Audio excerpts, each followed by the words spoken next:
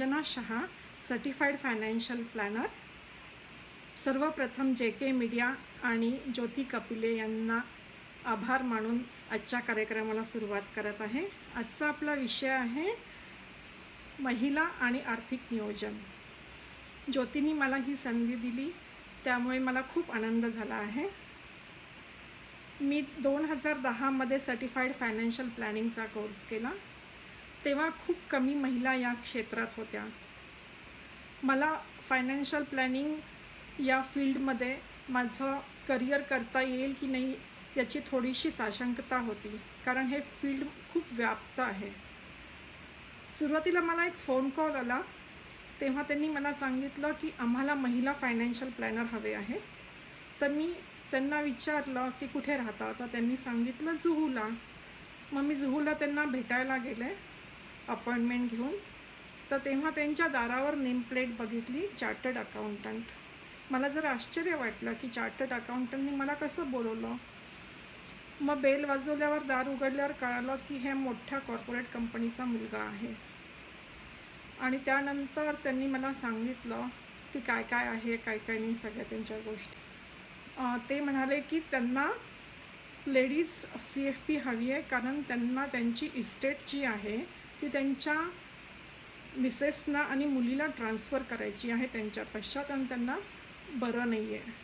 आणि त्यांना महिला हवी म्हणजे स्मूथली त्यांच्या सगळे असेट्स मिसेसच्या आणि मुलीच्या नावावर ट्रान्सफर होऊ शकतात. आणि ट्रान्सफर झालेली ॲसेट ज्या स्ट्रॅटेजीप्रमाणे ते वेल्थ क्रिएट करत होते ती सेम स्ट्रॅटेजी त्यांना पुढे कंटिन्यू करायची होती. त्यामुळे CFP असलेली व्यक्ती त्यांना हवी होती. मला ही रिस्पॉन्सिबिलिटी ऐकल्यानंतर खूप आश्चर्य वाटलं की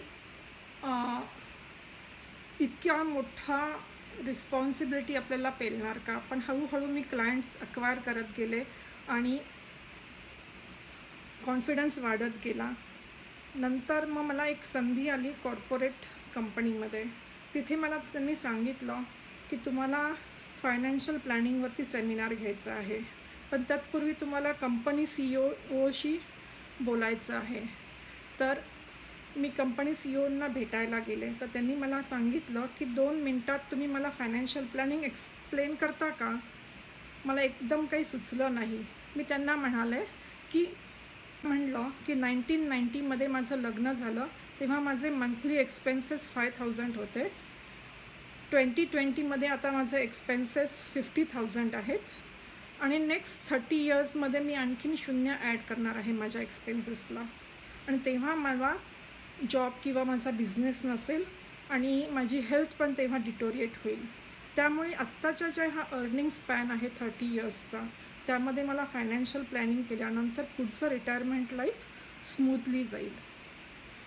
तर अशा प्रकारे मला त्याचं महत्त्व कळल्यानंतर मी सिरियसली ह्या फील्डमध्ये पदार्पण केलं.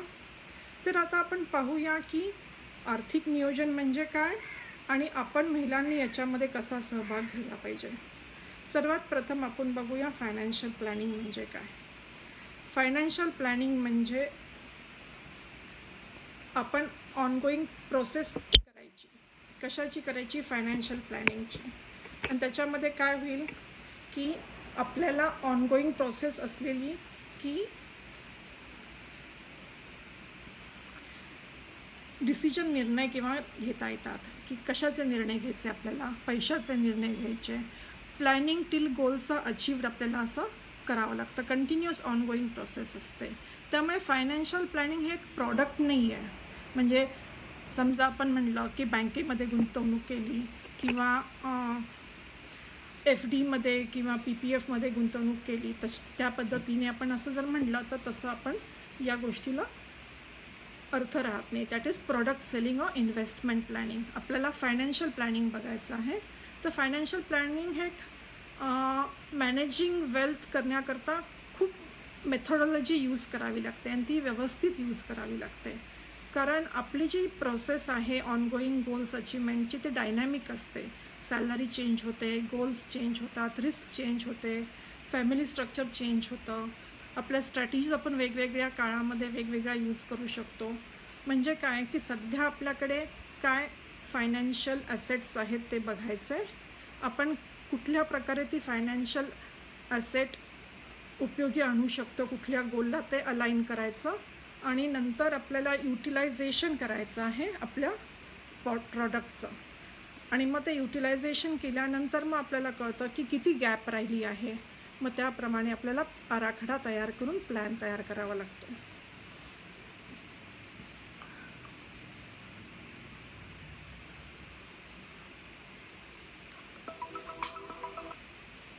तर हा आराखडा आपल्याला का तयार करायचा? सगळ्यात महत्त्वाचं म्हणजे की आपल्याला इन्फ्लेशन हा फॅक्टर बीट करायचा असतो. इन्फ्लेशन म्हणजे काय? महागाई. महागाई कसे अफेक्ट करते तुमच्या पैशाला? जर समजा तुम्ही 1 लाख रुपये गुंतवले तर कालांतराने याची किंमत हळूहळू कमी कमी होत जाते. आणि समजा 1990मध्ये 1 लाख गुंतवले तर 2020मध्ये आत्ता त्याची किंमत 11,300 होते. तर अशामुळे महागाई आपले पैसे खाते. त्यामुळे आपले जे पैसे आहेत जर ते वाढवले नाही, गुंतवले नाही, इन्व्हेस्ट केले नाही तर त्याच्यावरती व्याज मिळणार नाही किंवा कॅपिटल गेन मिळणार नाही. त्यामुळे काय होईल की आपले पैसेची व्हॅल्यू कमी होत राहते. तर आपल्याला काय करावं लागेल? आपल्याला फायनान्शियल प्लॅनिंग व्यवस्थित करावी लागेल. तर ह्याच्यासाठी आपल्याला एक फ्रेमवर्क तयार करावं लागेल. कंट्रोल एक्सपेन्स करावे लागतील, पर्सनल बॅलन्स शीट करावी लागेल, सरप्लस कॅश मॅनेज करावी लागेल, रिटायरमेंट प्लॅनिंग, पर्सनल इन्व्हेस्टमेंट करावे लागेल. तर आपण हे सगळ्या गोष्टी बघितल्यानंतर आपल्या लक्षात येईल की फायनान्शियल प्लॅनिंग खूप इम्पॉर्टंट आहे.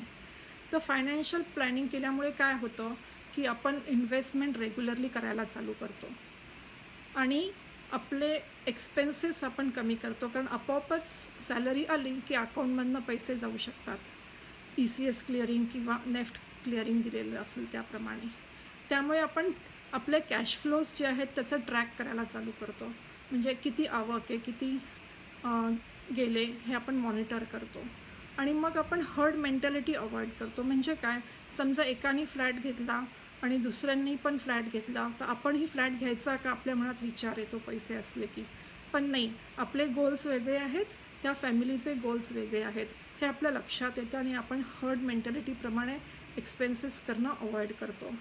आपण ओव्हर बॉरोईंग नाही करत. आपल्याला समजा कर्ज हवं असेल, लोन हवं असेल तर आपण कारचं कर्ज घेतो, घराचं कर्ज घेतो. पण घेताना आपण विचार करायला हवा की आपल्या सॅलरीच्या किती पर्सेंटेज लोन जातं ह्या सगळ्या ह्याच्यामध्ये. तर हाही विचार करायला हवा. साधारणतः 30-30-40 इक्वेशन बरं पडतं जर समजा you are of age 30 and above. म्हणजे याच्यामध्ये 40% ऑफ युअर सॅलरी एक्सपेन्सेस करू शकाल तुम्ही, 30% तुम्ही लोन घेऊ शकाल आणि 30% तुम्ही सेविंग करू शकाल. आता हे again depends upon individual family structure, individual goals आणि बाकी सगळ्या गोष्टी विचारात घ्याव्या लागतात. दुसरं म्हणजे ॲसेट्स कुठल्या प्रकारे गुंतवणूक करायची, लिक्विडमध्ये करायची का इलिक्विडमध्ये करायची हेही आपल्याला बघावं लागतं. आता लिक्विड ॲसेट्स म्हणजे काय की ज्याचं आपल्याला पटकन विड्रॉ करता येतात आणि उपयोगी पडता येतात आपत्कालीन. तर अशा प्रकारे आपण लिक्विड ॲसेट्समध्ये गुंतवतो. आणि इलिक्विड म्हणजे काय? साधारणतः प्रॉपर्टी आपण ती पटकन विकू शकत नाही, त्यामुळे त्याला इलिक्विड ॲसेट म्हणतो. दुसरं म्हणजे की आपण थोडेसे पैसे कॅशमध्ये पण ठेवू शकतो किंवा वेगवेगळ्या फॉरेन करन्सीमध्ये पण ठेवू शकतो. आणि टॅक्स प्लॅनिंग जे आहे ते पण महत्त्वाचं आहे. दुसरं म्हणजे आपल्याला कोणी फसवू नये हे पण महत्त्वाचं असतं. साधारणतः आपण जेव्हा एखाद्या वेळेला प्रॉडक्ट घ्यायला बँकेत किंवा कोणी आपल्याकडे येतं तेव्हा ते प्रॉडक्टबद्दल आपल्याला माहिती सांगतं आणि आपण त्या माहितीप्रमाणे ते प्रॉडक्ट विकत घेतो. पण याचा आपण विचार करत नाही आहे की ते प्रॉडक्ट आपल्याला लागणार आहे का नाही लागणार आहे. मग त्यामुळे आपण उगीचच ते घेतो. मग नंतर आपल्याला विचार येतो की आपण हे घेतलेलं जे आहे प्रॉडक्ट फायनान्शियल ते कुठल्या गोलला अलाइन करायचं, त्यांनी किती परतावा मिळणार आहे. आणि बरेचदा आपल्या लक्षात येतं की हे चुकीचं आहे म्हणून. त्यामुळे फायनान्शियल प्लॅनिंग इम्पॉर्टंट राहतं. मग त्यामुळे आपल्याला फायनान्शियल प्रॉडक्ट्स कुठले विकत घ्यायचे हे पण आपल्याला कळतं. नंतर काय की आपण हे सगळं फायनान्शियल प्रवास केल्यानंतर आपल्यानंतर तो आपल्याला डिस्ट्रीब्यूट करायचा असतो. मग ते डिस्ट्रीब्युशन कसं करायचं, आपल्या प्रत्येक फायनान्शियल प्रॉडक्टला नॉमिनेशन आहे की नाही ते सगळं चेक करावं लागतं आपल्याला.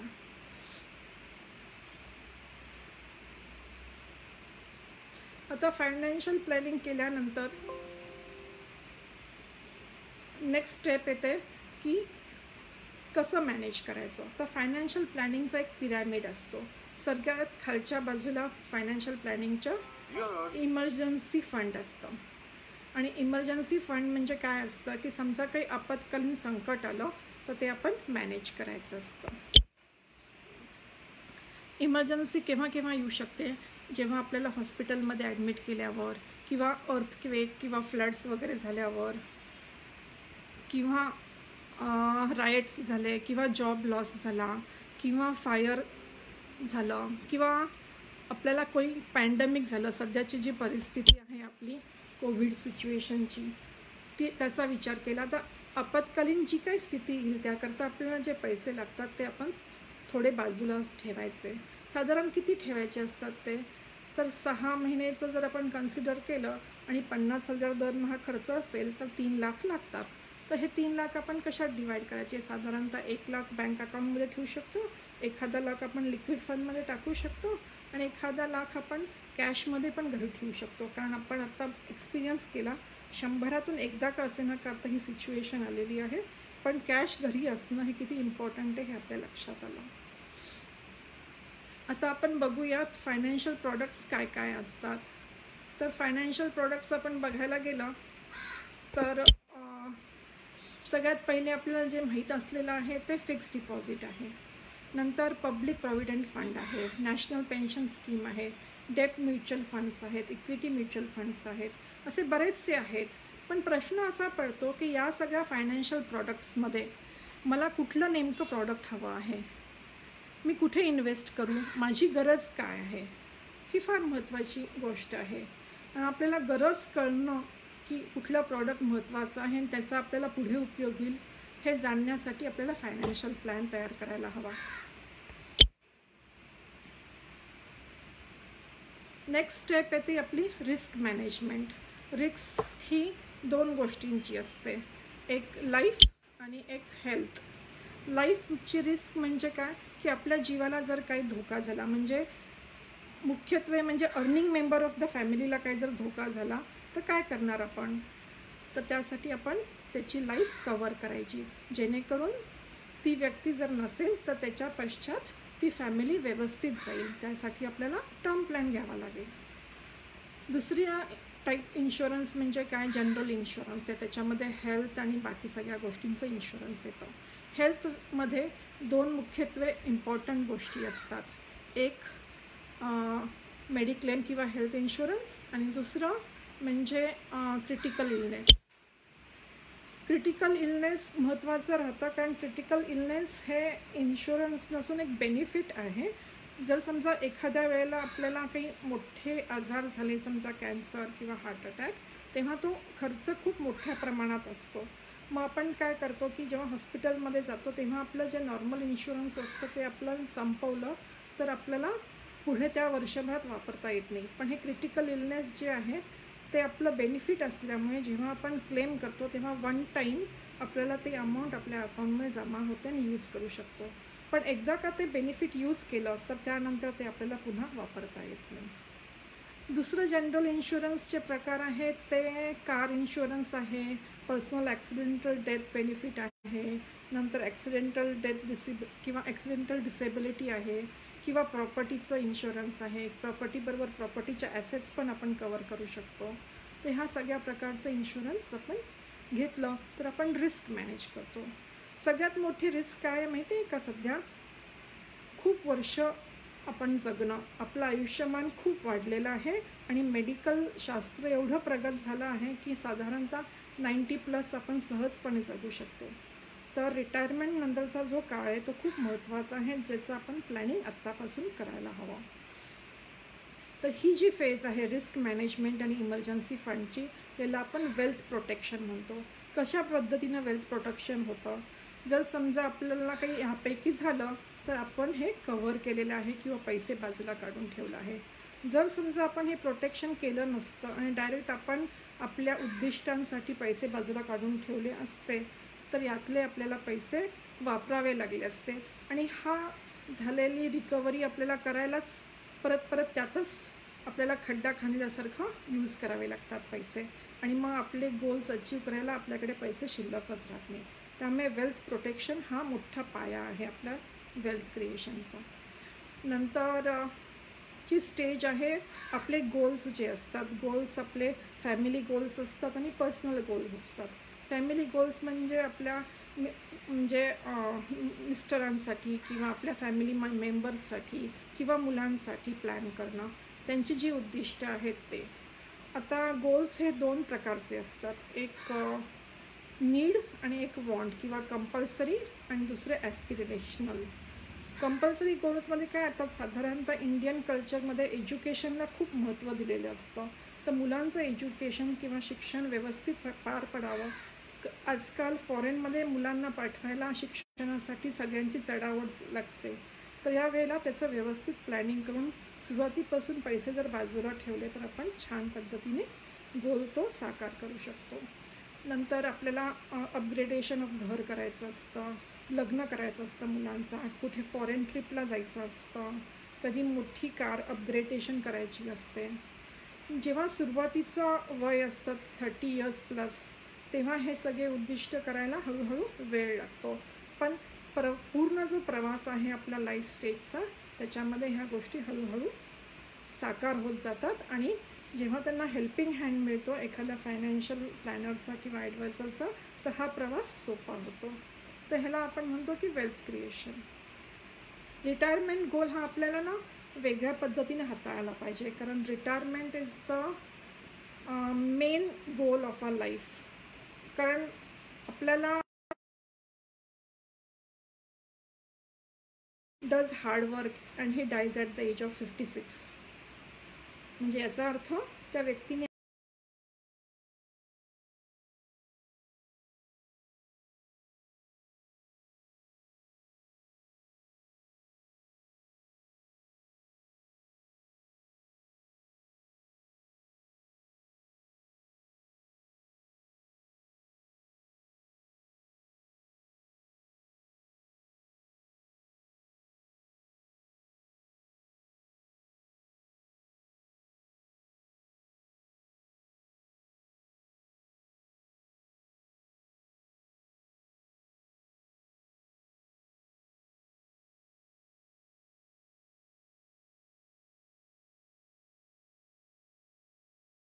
त्याच्याबद्दल आपली चर्चा चालली होती की आपल्याला तो जो कॉर्पस मिळतो तो आपल्याला कॉर्पस व्यवस्थितपणे शेवटच्या श्वासापर्यंत यूज करायला हवा.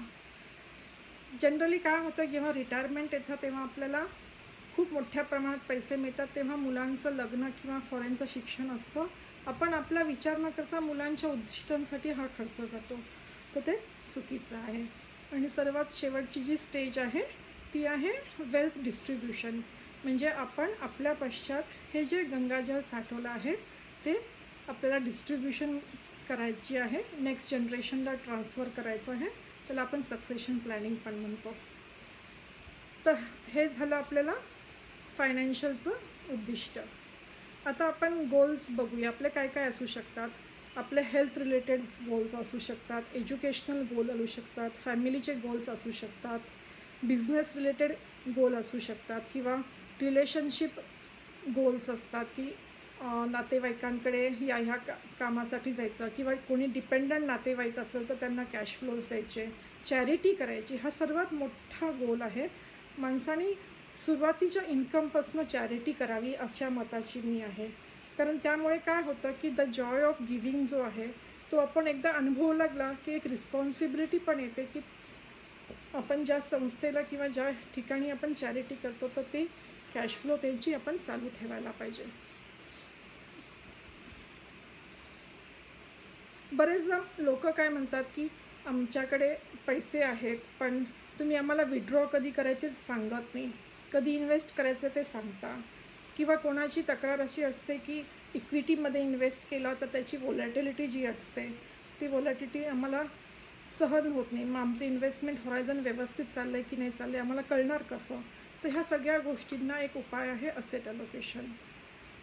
आत्ता आपण हा एक व्हिडिओ बघूया.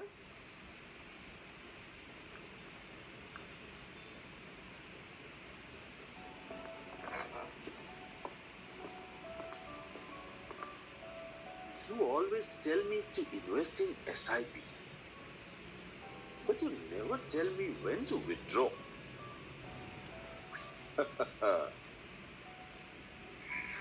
It depends on what are you cooking.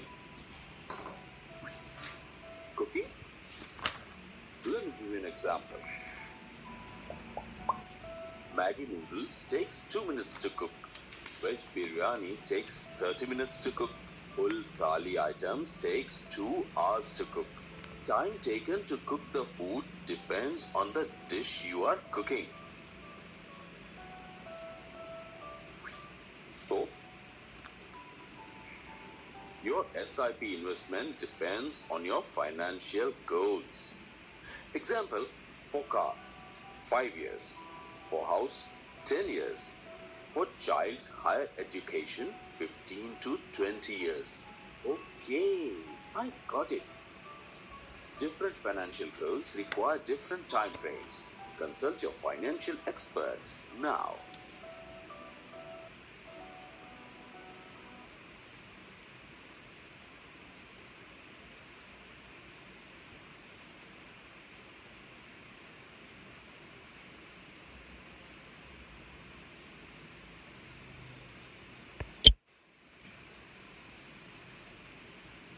आता आपण बघूया की फायनान्शियल गोल्स आहेत, फायनान्शियल प्रोडक्ट्स आहेत, पण कुठल्या ॲसेटमध्ये किती टाकायचे पैसे हे पण महत्त्वाचं असतं. मुख्यत्वे करून आपल्याला 4 ॲसेट क्लास माहिती आहेत: गोल्ड, प्रॉपर्टी, इक्विटी आणि बँक FD किंवा डेट.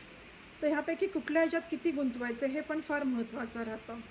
तर साधारणतः आपण टाईम फ्रेम घेऊया जेव्हा सेन्सेक्स हे मेजरिंग टूल निर्माण झालं, दॅट इज 1979मध्ये. आणि प्रॉपर्टी पण 1979ची पाहूया आपण, आणि गोल्ड पण त्यावेळेला किती भाव होता आणि FDचा पण किती रेट होता. तर 1979मध्ये property was 1000 per square feet at Nariman Point, आणि इक्विटी जेव्हा सेन्सेक्स मेजरिंग टूल आला त्याचा 100पासून सुरुवात झाली होती.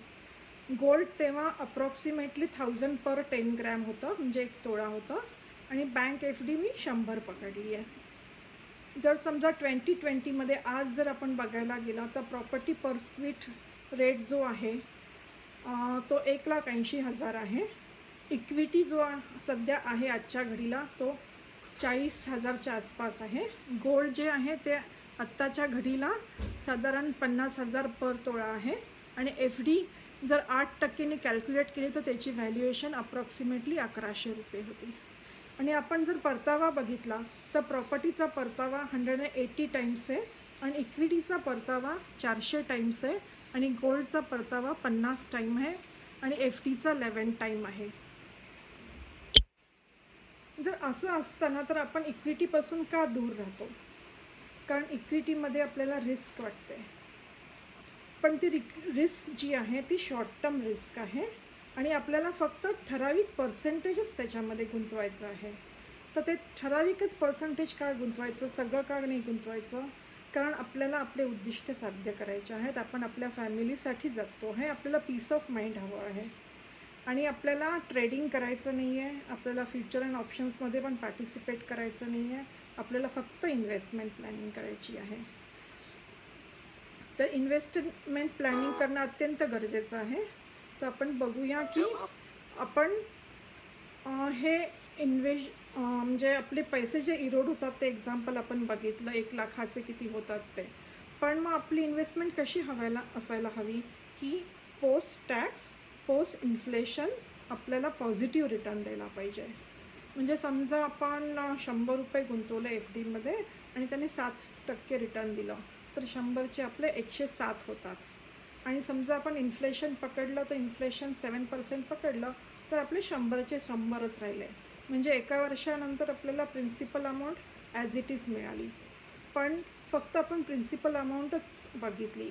अजून एक फॅक्टर विसरलो आपण, त्याच्यावरती टॅक्सेशन लागतो इंटरेस्ट अमाऊंटवरती.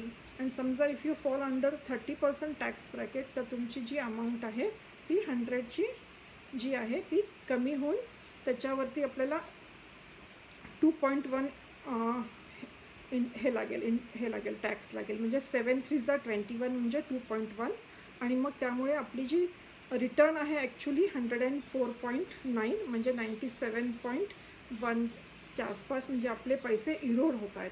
तर आपण काय करायला पाहिजे की आपले पैसे इरोड न होता आपल्याला ग्रोथ व्हायला हवी. तर ग्रोथ होण्यासाठी 2 ॲसेट क्लास चांगले आहेत, एक तर इक्विटी आणि एक तर प्रॉपर्टी. आणि गोल्ड पण चांगलं आहे. It is as a hedge against inflation and taxation. मग आता आपल्याला असं ठरवायला हवं की आपण जे पैसे कमवतो ते आपण कुठल्या ॲसेट क्लासमध्ये टाकायला पाहिजे. गोल्डमध्ये टाकायला पाहिजे का इक्विटीमध्ये टाकायला पाहिजे का प्रॉपर्टीमध्ये टाकायला पाहिजे. तर हे कसं आपण डिसाईड करणार. तर त्याच्यासाठी आपण काय करतो की आपण प्रोग्रेसिव्ह ॲसेट अलोकेशन करतो. तर प्रोग्रेसिव्ह ॲसेट अलोकेशन म्हणजे काय ते मी आता समजावून सांगते. समजा आपला एक उद्दिष्ट आहे 5 वर्षानंतर एज्युकेशनसाठी पैसे हवेत.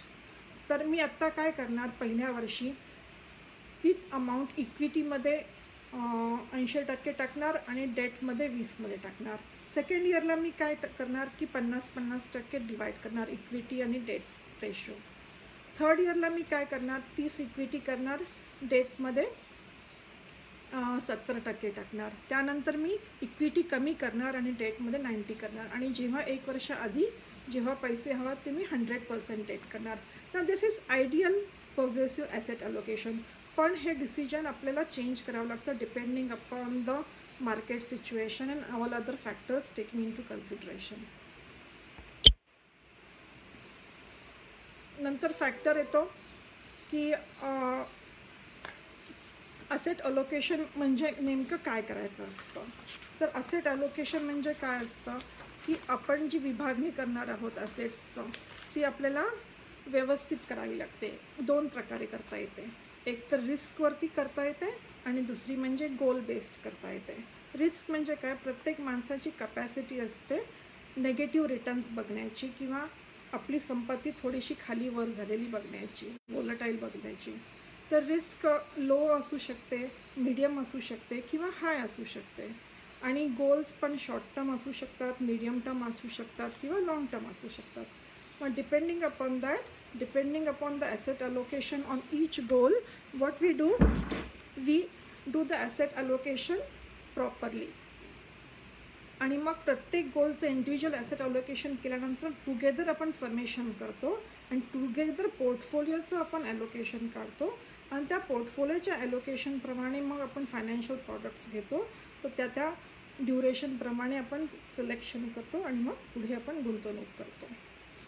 तर ॲसेट अलोकेशन्सच्या पण स्ट्रॅटेजीज असतात. असं म्हणतात की asset allocation is the key to financial planning. म्हणजे जे काही आपण पैसे गुंतवतो जर ते प्रॉपर ॲसेट अलोकेशन केलं असेल तर 90% wealth creation is because of asset allocation and 10% is because of selecting the right products. तर ॲसेट अलोकेशन्सच्या स्ट्रॅटेजीज असतात. तर त्या लाँग टर्मसाठी इन्व्हेस्ट केलं तर एकदा इन्व्हेस्ट केलं की विसरून जाऊ शकतो.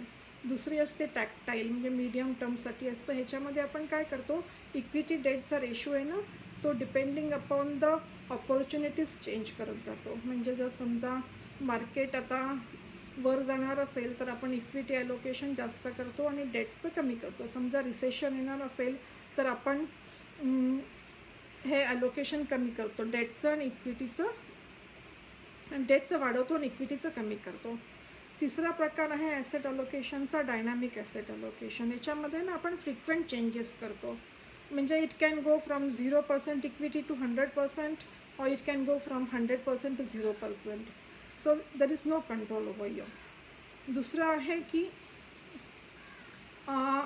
Insured asset allocation. ह्याच्यामध्ये काय करतो आपण की सुरुवातीला आपण ठरवतो जर 100चे 90 झाले तोपर्यंत मी नेगेटिव्हिटी सहन करू शकते, पण 90च्या खाली केले तर मी राहिलेले 90 अमाऊंट पूर्ण मी डेट फंडमध्ये किंवा सेफ मोडमध्ये टाकणार. पण जर समजा 100चे 120 झाले तर माझी तयारी आहे वरचे 20 वेगवेगळ्या ॲसेट्समध्ये गुंतवणूक करण्याची. तर अशा प्रकारे वेगवेगळ्या स्ट्रॅटेजीज यूज करून आपण ॲसेट अलोकेशननी वेल्थ क्रिएट करू शकतो. नंतर एक मुद्दा येतो तो म्हणजे महिला आणि आर्थिक नियोजन. तर आपण बघायला गेलं तर महिला या क्षेत्रामध्ये कमी आहेत आणि त्या पुढे येऊन गुंतवणूक करायला इक्विटीमध्ये विशेषतः धजवत नाही. नको रे बाबा, कारण तो एक संस्काराचा भाग असतो. दुसरं म्हणजे की इक्विटी इन्व्हेस्टमेंट करण्यासाठी आपल्याला अभ्यास आणि रिसर्च हवा आहे. अभ्यास करण्याकरता आपल्याला खूप वाचन करायला पाहिजे, त्यातलं ज्ञान गोळा करायला पाहिजे, रिस्क टेकिंग अपेटाईट बघायला पाहिजे. आणि दुसरं म्हणजे की फंडामेंटल ॲनालिसिस, टेक्निकल ॲनालिसिस ह्या सगळ्या गोष्टींचा आढावा घ्यायला पाहिजे. तर ह्या सगळ्या गोष्टीचा आढावा केल्यानंतर, अभ्यास केल्यानंतर आपली मनातली ती भीती किंवा जे काही असतं ते निघून जातं. दुसरं म्हणजे आपण फायनान्शियल डॉक्युमेंट्स लहानपणापासून वाचायची सवय करायला हवी आहे.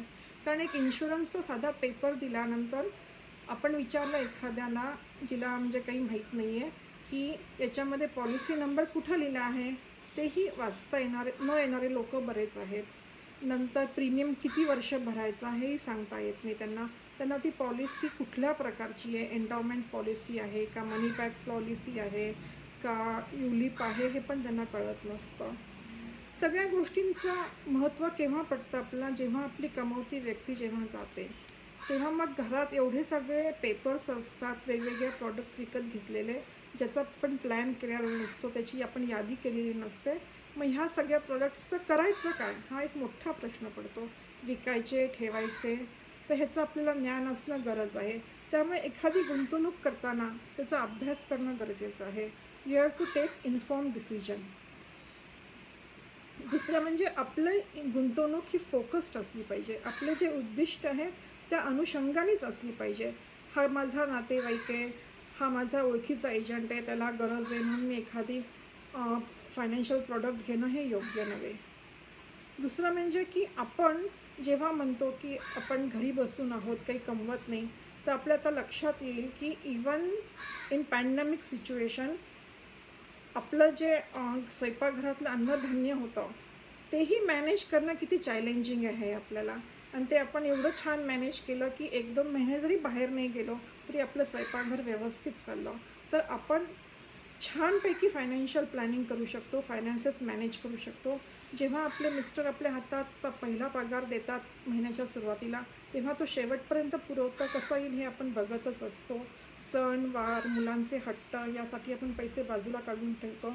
आपत्कालीन पैसे पण आपण डब्यांमध्ये वगैरे ठेवतो. पण महत्त्वाचं म्हणजे की योग्य प्रॉडक्ट्स निर्माण करून, अकाउंट ओपन करून त्याचं ज्ञान घेऊन इन्व्हेस्ट करणं हे अत्यंत गरजेचं आहे असं मला वाटतं. मला काही स्त्रिया ज्या आमच्या फील्डमध्ये म्हणजे फायनान्शियल फील्डमध्ये मोठ्या पदावर आहेत त्यांचं नाव आवर्जून घ्यावं वाटतं.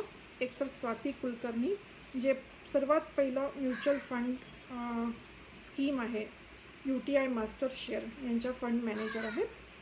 आणि दुसऱ्या आहेत राधिका गुप्ता, ज्या MDO आणि CEO आहेत एडिलवाईस म्युच्युअल फंडच्या.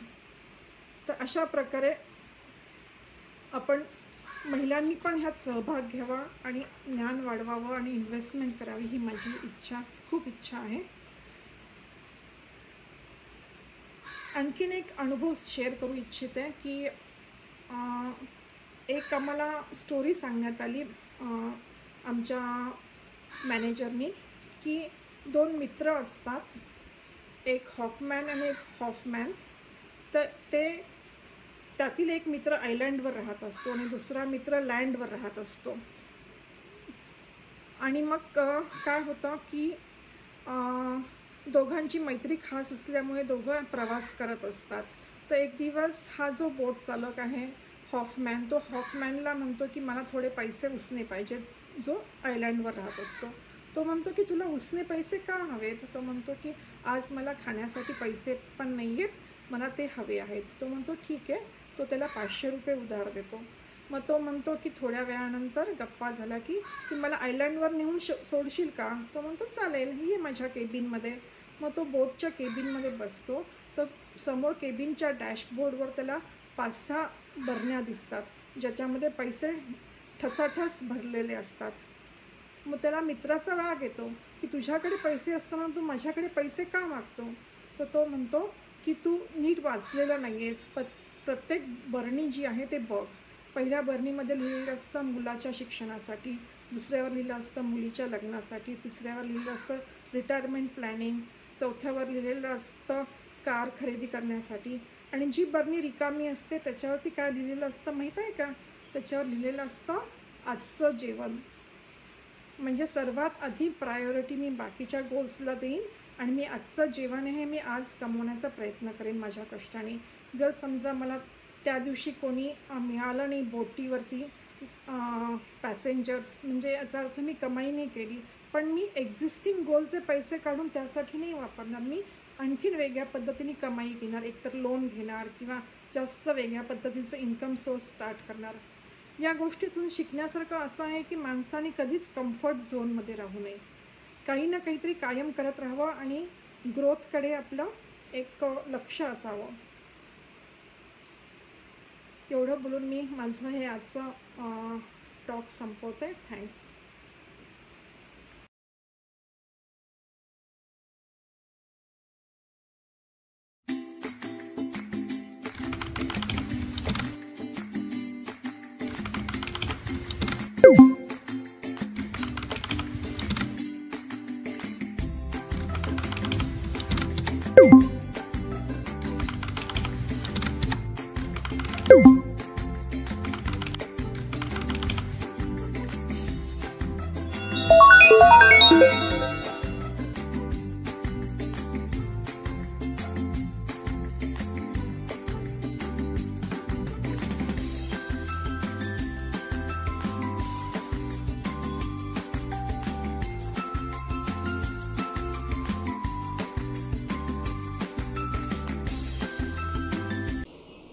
आपल्याला हा व्हिडिओ आवडल्यास जरूर लाईक आणि सबस्क्राईब करा आणि हो, बेल आयकॉनला प्रेस करायला विसरू नका.